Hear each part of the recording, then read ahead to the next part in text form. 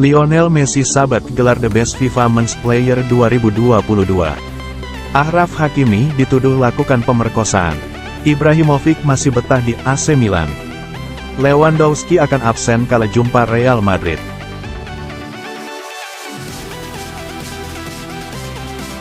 Lionel Messi sabat gelar The Best FIFA Men's Player 2022. Tidak ada yang meragukan kemenangan mutlak La Liga yang telah meraih mimpi besar jadi juara dunia tahun lalu. Seperti biasa, The Best FIFA Football Award adalah agenda tahunan resmi FIFA yang ditunggu-tunggu. Ajang ini mirip dengan Ballon d'Or, yaitu penentuan pemain terbaik, tim terbaik, pelatih terbaik, kiper terbaik, dan banyak kategori lainnya di dunia sepak bola dalam rentang 1 tahun terakhir. FIFA menyelenggarakan seremoni di Paris untuk mengumumkan para pemenang. Lionel Messi hadir dan naik ke panggung untuk mengangkat trofi sebagai pemain terbaik edisi kali ini. Achraf Hakimi dituduh lakukan pemerkosaan. Achraf Hakimi menghadapi penyelidikan kejaksaan Prancis. Bek Paris Saint-Germain itu dituduh memperkosa perempuan yang dikenalnya dari media sosial. Seorang perempuan berusia 23 tahun membuat pernyataan ke polisi Prancis akhir pekan ini. Dia mengaku telah diperkosa Hakimi, tapi tidak ingin mengajukan pengaduan. Terduga korban mengatakan kepada petugas bahwa dia hanya ingin membuat pernyataan pemerkosaan. Namun jaksa sekarang secara pribadi mengejar kasus tersebut karena keseriusan tuduhan dan ketenaran Hakimi. Inter Milan masih percaya Inzaghi sebagai pelatih. Inter memang masih kesulitan menemukan konsistensi di musim ini. Sebelum kalah dari Bologna, mereka padahal mampu menang 1-0 atas FC Porto leg pertama 16 besar Liga Champions. Pelatih Inter Simone Inzaghi jelas menjadi sorotan soal inkonsistensi timnya ini.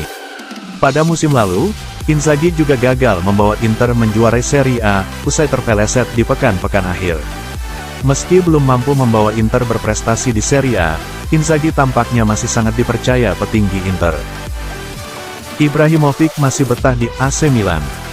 Ibrahimovic comeback membela Milan setelah absen lama karena cedera. Ibrakadabra turun sebagai pemain pengganti kala timnya bersua Atalanta dalam lanjutan Serie A di San Siro. Ibrahimovic amat senang bisa kembali tampil di lapangan setelah lama menepi akibat cedera. Kesabarannya memulihkan kondisi berbuah manis. Ibrahimovic optimis dirinya bakal kembali dipercaya Stefano Pioli di skuad Milan. Dia menunjukkan komitmen dan kesediaan untuk memperpanjang masa baktinya di San Siro lebih lama. Lewandowski akan absen kala jumpa Real Madrid. Usai dikalahkan Almeria, Barca mesti kehilangan Robert Lewandowski karena cedera, yang membuat dia harus absen melawan Real Madrid. Lewandowski mengalami ketegangan di hamstring kirinya. Striker Polandia ini mesti absen sampai masalahnya teratasi, bunyi keterangan di laman resmi Barcelona. Ini berarti Robert Lewandowski tidak akan dapat memperkuat Barca saat bertandang ke Real Madrid pada semifinal leg pertama Copa del Rey, Jumat tanggal 3 Maret dini hari waktu Indonesia bagian Barat. Cedera Lewandowski praktis menambah daftar pemain Barca di ruang perawatan. Sebelumnya, Los Culés lebih dulu kehilangan Ousmane Dembele, Pedri, dan Ansu Fati. Manchester City menang 3-0 atas Bristol City. Manchester City langsung membuka skor 7 menit pertandingan berlangsung. Phil Foden membobol gawang Bristol, memaksimalkan asis Riyad Mahrez. Manchester City menggandakan keunggulan pada menit ke-74. Foden kembali mencetak gol ke gawang Bristol, kali ini lewat asis Julian Alvarez. Bola kembali bersarang di gawang Bristol 7 menit kemudian. Kevin De Bruyne menggetarkan jala tim tuan rumah melalui gol tembakan jarak jauh. Gol De Bruyne menjadi penutup pertandingan di Ashton Gate. Manchester City menang 3-0 dan melaju ke perempat final Piala FA 2022-2023. Juventus sukses membungkam Torino dengan skor 4-2. Torino unggul cepat di menit kedua. Lewat sepak pojok, Yan Karamo lolos dari jebakan offside saat menerima umpan sundulan dari Alessandro Buongiorno.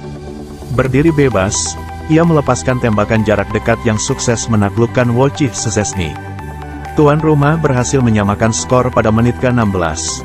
Filip Kostic dari sisi kiri melepaskan crossing ke depan gawang yang gagal disambut Adrien Rabiot, namun bola berhasil disambar Juan Cuadrado. Torino kembali memimpin pada menit ke-43. Umpan silang mendatar Ivan Ilic disambut dengan satu sontekan mendatar dari Antonio Sanabria ke sudut kiri gawang. Pada injury time, Juventus berhasil menyamakan kedudukan menjadi 2-2. Danilo berhasil menjebol gawang Torino usai memanfaatkan umpan sepak pojok Angel Di Maria. Bremer membawa Juventus berbalik unggul pertama kalinya di laga ini pada menit ke-71. Lewat situasi sepak pojok, bola diumpan pendek ke Federico Chiesa, yang kemudian melepaskan umpan lambung ke depan gawang.